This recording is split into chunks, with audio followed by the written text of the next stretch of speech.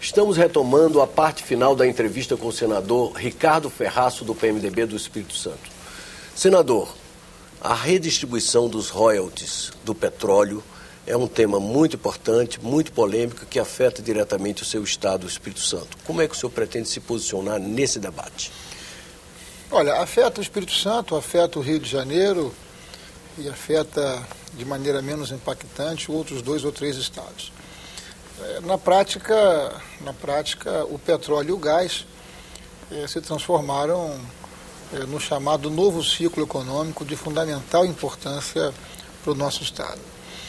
Nós temos e produzimos petróleo em nosso estado há mais de 40 anos. E a produção média sempre foi em torno de 15, 17 mil barris. Nos últimos anos, nós ampliamos essa produção média para 150 mil barris e vamos chegar no final desse ano, tudo indica, produzindo aproximadamente 300 mil barris dia e produzindo 20 milhões de metros cúbicos de gás. O nosso estado, portanto, está contribuindo para o equilíbrio da oferta de energia para o nosso país, porque o gás que nós produzimos lá contribui na região sudeste e contribui também para o nordeste, isso tudo é muito bom. A nossa tese é de que, de fato, a riqueza do petróleo e do gás precisa ser distribuída para o conjunto dos brasileiros. Nenhum estado individualmente será ilha de riqueza rodeado por um oceano de miséria e de pobreza. Eu considero absolutamente justo que façamos uma divisão desses royalties para o conjunto do povo brasileiro, porque me interessa que Minas vá bem, me interessa que a Bahia vá muito bem e assim por diante, me interessa, enfim, que o Brasil como um todo vá bem. Ocorre que a nossa tese é na direção de preservar um direito maior para os estados produtores, porque os estados produtores, eles têm impactos nos seus estados, impactos ambientais.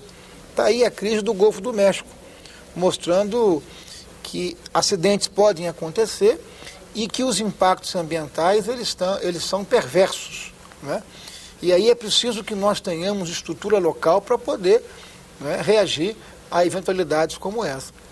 Mas não apenas efeitos ambientais, consequências ambientais, nós temos também questões que estão relacionadas à infraestrutura, porque nós precisamos dotar o estado e o território de uma boa infraestrutura, porque esse é um tipo de indústria que atrai muita gente, que demanda, que pressiona.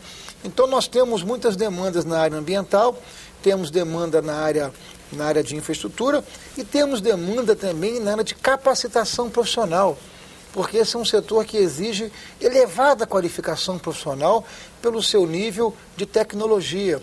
Então nós temos que formar pessoas, temos que formar brasileiros, formar capixabas que possam participar efetivamente desse arranjo, o petróleo do gás, que é um arranjo muito importante. Então, o que nós achamos, em resumo, é o seguinte: o Brasil tem que participar como um todo, mas os estados produtores precisam ter uma parcela maior para que eles possam justificar os investimentos que são absolutamente necessários. Além do que, não faz sentido nós criarmos no Brasil essa chamada desconfiança, a desconfiança federativa. Não tem sentido eu ficar de olho no minério que é produzido em Minas Gerais. O que eu preciso é ajudar Minas Gerais. É de alguma forma participar, mas entender que Minas precisa ser muito mais contemplado em função dos impactos sociais no campo da infraestrutura e os impactos ambientais. Então, eu espero aqui no Senado que, sendo o Senado a casa da federação, a casa que tem a obrigação do equilíbrio federativo, nós possamos fazer um debate em alto nível e possamos encontrar uma solução que é distribuir para todo o Brasil a riqueza, mas encontrar uma forma dos estados produtores serem mais bem reconhecidos e bem contemplados. Senador, outro tema muito importante é a segurança pública, o aumento da criminalidade, e o Espírito Santo, há algum tempo atrás, esteve bem no foco dessa questão em função dos índices de criminalidade, a questão dos presídios. Como é que o senhor, como senador da República, vai se posicionar nesse debate em geral? Olha, no núcleo, no centro da violência e da criminalidade no Brasil estão as drogas. Não apenas o consumo, mas também o tráfico de drogas e o tráfico de armas, não é? Cabe ao governo federal o controle das fronteiras, dos portos e aeroportos. essas drogas e essas armas não são em grande escala produzidas aqui.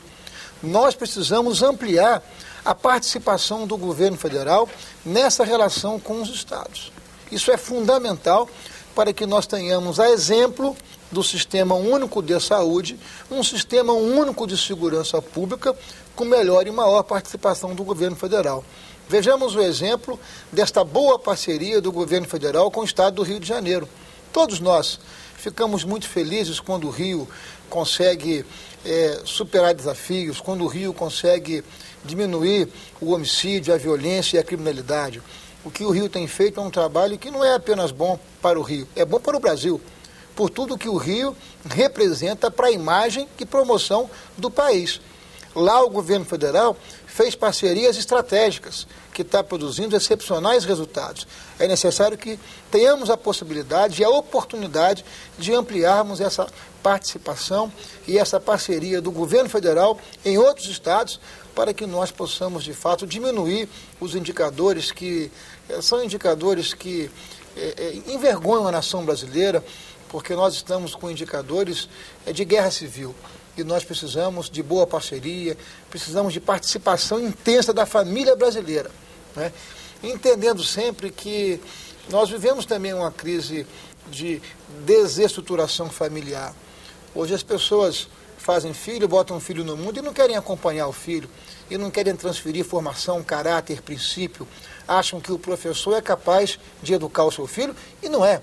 O professor ensina geografia, ensina matemática, ensina português. Agora, transferência de valores e princípios são os pais que devem conceder a seus filhos. Eu digo isso com a responsabilidade que tenho de pai. Tenho 2 filhos, tenho um filho com 19 e tenho uma filha com 17 anos, e é um esforço diário para você poder fazer uma transferência de princípios, de conceitos, para que nós possamos ter uma sociedade em que o respeito coletivo possa estar mais presente. Senador, e quanto ao fim do fator previdenciário e a tese de reajuste dos aposentados conforme o aumento do salário mínimo? Como é que o senhor vê essa questão que também divide bastante as opiniões? Olha, eu acho que nós encontramos um caminho muito acertado e é preciso que nós tenhamos reconhecimento pelos esforços que foram feitos pelo governo e pelo presidente Lula. Nós, de 2003 para 2010, conseguimos uma recuperação de aproximadamente 50%, 54% acima da inflação para o salário mínimo.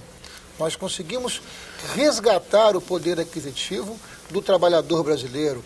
O trabalhador brasileiro está ganhando hoje aproximadamente $300. Então, nós percebemos nos últimos anos que isso possibilitou a evolução e o avanço social de um conjunto muito grande de brasileiros. Foram quase 30 milhões de brasileiros que ingressaram na nova classe média. Estão vivendo melhor, com mais conforto, tendo acesso a bens e serviços, né, que nunca antes tiveram na história desse país, como diria o nosso presidente Lula. Mas isso é um fato, né? Se nós formos capazes de encontrar uma política de recuperação de curto, médio e longo prazo para o mínimo, é preciso que nós façamos o mesmo para os nossos aposentados. Porque são pessoas que deram o seu esforço, a sua luta, o seu sangue e o seu suor para que o Brasil chegasse até aqui. Então, da mesma forma em que encontramos um formato para recuperar, não é, o poder aquisitivo do trabalhador, é necessário sim que nós possamos fazer todo o esforço para darmos aos nossos aposentados uma condição mais digna de vida. Senador, muito obrigado pela entrevista. Obrigado, Armando. Até breve, né? Até breve. Estaremos aqui acompanhando, muito obrigado, obviamente, a sessão legislativa do qual o senhor está como senador da República. Eu que agradeço a oportunidade. Vocês acabam de assistir a entrevista com o senador Ricardo Ferraço, do PMDB do Espírito Santo, na série de entrevistas especiais com os senadores eleitos em outubro de 2010. Até um próximo programa.